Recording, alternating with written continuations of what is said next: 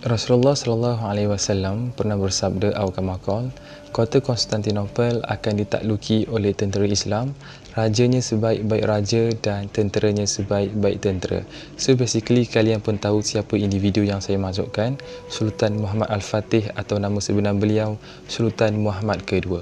Sebenarnya Sultan Muhammad Al-Fatih telah pun lahir pada 30 Mac 1432 Masihi di sempadan Turki Bulgaria, dan beliau merupakan putera kepada Sultan Murad yang kedua. Sedari kecil beliau telah menguasai pelbagai bidang keilmuan seperti ilmu politik, psikologi, seni tempur dan peperangan. Malahan beliau turut menguasai sekurang-kurangnya 7 jenis bahasa, tamsilannya bahasa Arab, Turki, Greek dan Hebrew, sehingga menjadikan beliau sangat dihormati dan disegani oleh masyarakat pada ketika itu. Dan akhirnya ketika Sultan Muhammad Al-Fatih berusia 19 tahun, secara rasminya beliau telah pun diangkat menjadi Khalifah Uthmaniyah yang ketujuh. Dan sekarang kita beralih kepada ekspedisi terbesar beliau untuk membebaskan kota Konstantinopel ketika berusia 21 tahun. Bagi fasa yang pertama, Sultan Muhammad Al-Fatih telah pun menganalisa dan menyelidiki siri peperangan Islam sebelum ini yang gagal untuk menakluki kota Konstantinopel dan melihat apakah sebenarnya kelemahannya boleh diperbaiki untuk memperkuatkan sistem pertahanan tentera Islam yang diketuai oleh beliau. Dan yang kedua, terdapat dua perkara yang telah pun dilihat sebagai benteng pertahanan bagi kerajaan Byzantine.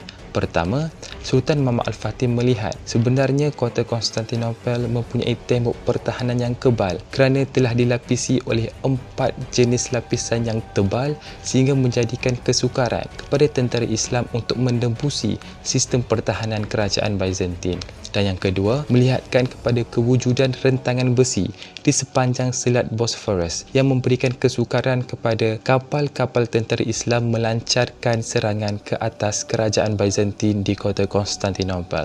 Lantas, Sultan Muhammad Al-Fatih telah membina meriam yang paling besar dan paling berkuasa sehingga mampu untuk menembak sejauh 1.5 km dan kemampuan untuk menampung berat meriam di antara 300 sehingga 1.600 kg bagi setiap biji meriam. Dan bagi fasa yang kedua, iaitu fasa peperangan, pada tanggal 19 April 1453 Masihi, Sultan Muhammad Al-Fatih dan tentera Islam telah bergerak ke kota Konstantinopel.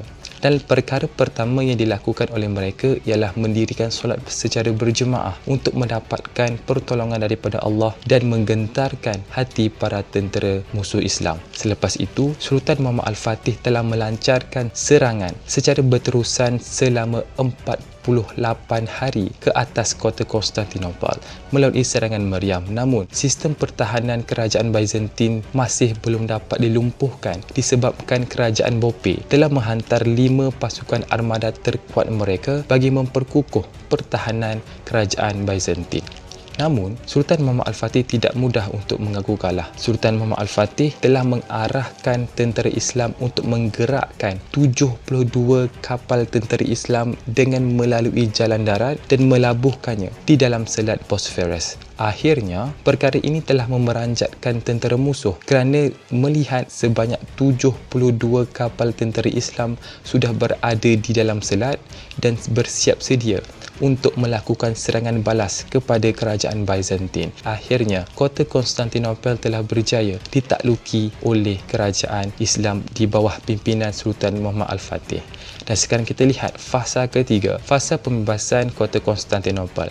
Perkara pertama yang telah dilakukan oleh Sultan Muhammad Al-Fatih ialah menukarkan nama kota Konstantinopel kepada Istanbul yang membawa maksud Islam secara keseluruhannya. Kedua, mengubah gereja St. Sophia kepada Masjid Hagia Sophia. Dan yang ketiga, telah meluaskan dakwah Islamiah di kawasan-kawasan seantaranya seperti di Hungary, Bulgaria dan Serbia.